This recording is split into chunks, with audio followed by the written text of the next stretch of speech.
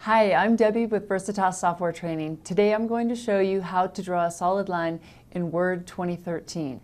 There are a couple of reasons you might want to do this. One, to create a graphic image on your screen, or another time you may want to create a border on a title in your document.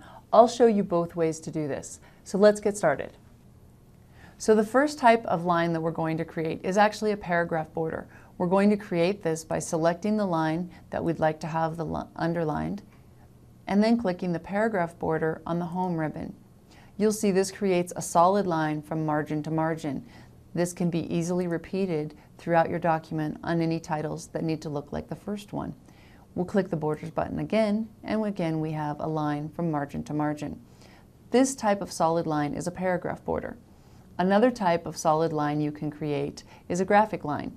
A graphic line is created by clicking on the Insert ribbon, pointing to the Shapes drop-down, and then clicking on the Line tool.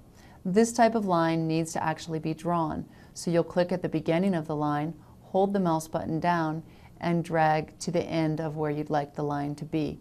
When you let go, a graphic object is placed in your document, and this is a solid line that can be moved by dragging it up and down and anywhere. So there are two options for drawing a solid line in Word 2013.